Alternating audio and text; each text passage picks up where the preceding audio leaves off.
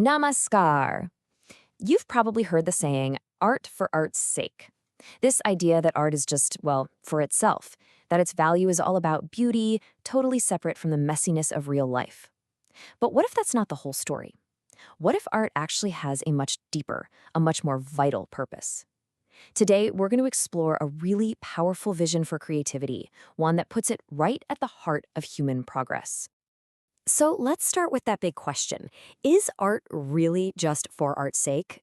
I mean, for centuries, this idea has pretty much said that art doesn't need to justify itself. But the source material we're digging into today, it really challenges us to look deeper, to ask if maybe, just maybe, that perspective misses the true power of what art can do. All right, Section 1. What is art's purpose?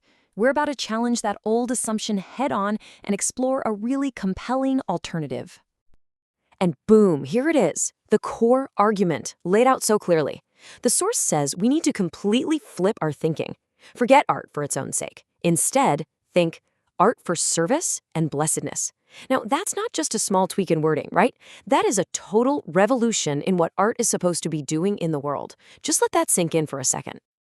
Okay, Section 2, Art for Humanity's Welfare. So, to really get this new purpose, we need a deeper definition of what art can even be. The key to all of this is a concept called sahitya. And what's amazing is that its purpose is baked right into the name. It comes from sa, which means with, and hitya, which means welfare. So literature or art, in its truest form, is literally that which coexists with welfare. Its job description is right there in the word itself. So what that means is, sahitya isn't some passive mirror just reflecting society. No way.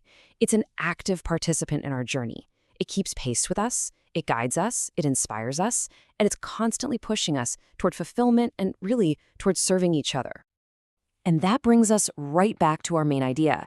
When you understand arts as sahitya, this phrase, art for service and blessedness, it becomes so much more than a slogan. It becomes the gold standard for all creative work. It's a call to create art that actually heals, that unites, and that lifts us all up. So moving into Section 3, the artist's responsibility. If art has this massive purpose, what does that actually mean for the artist? Well, it suggests they have a kind of sacred duty. This totally changes the game for the artist. They're not just entertainers anymore. They become seers of truth, people with the insight to see what's really going on under the surface. They become guardians of our collective conscience. And, so importantly, they become messengers for the voiceless, the mute masses. The source actually breaks this duty down into 3 parts that cover all of time.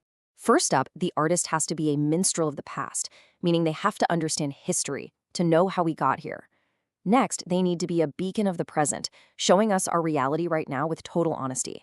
And finally, they must be a messenger of the future, using their imagination to show us where we could go, with a kind and benevolent heart. All right, Section 4 is all about guiding society forward. Now that we have the purpose and the responsibility, how does this all work in practice? Well, the source talks about 2 different ways of creating art. Okay, so you have these 2 modes, epochal and coastal literature. Epochal literature is all about the here and now. It speaks to the needs of its time in a language everyone gets. But coastal literature, that's different. It's visionary. It's way ahead of its time. It might not be super popular when it's made, but it plants the seeds for what's to come. And we absolutely need both. And this is where it gets tricky, right? There's a delicate balance. To be a real guide, an artist has to be ahead of the crowd, but just a step or 2. They have to lead, not disappear over the horizon. Because if they get too far ahead, that connection is lost. The message can't reach the very people it's meant to help. It's kind of like a dance between today and tomorrow. And all of this leads us to the ultimate goal, the final destination of art for service. After looking at the past, present, and future, after serving society's needs, what's the highest aspiration?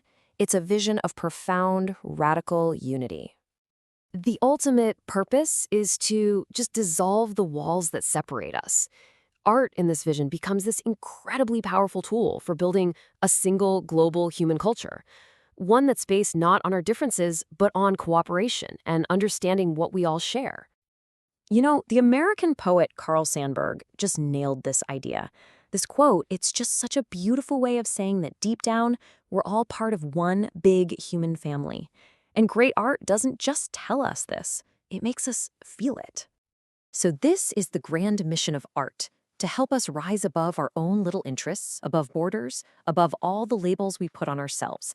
It's about weaving all of our millions of individual stories into one single shared human destiny. Art is the thread that reminds us we are all in this thing together. And maybe, just maybe, no one ever said it more clearly or more beautifully than the poet Candidasa, centuries ago. Humanity is the highest truth. There is nothing beyond it. That is the ultimate destination that true art, the art of service and blessedness, is trying to lead us to. So, as we wrap this up, I want to leave you with a question to think about.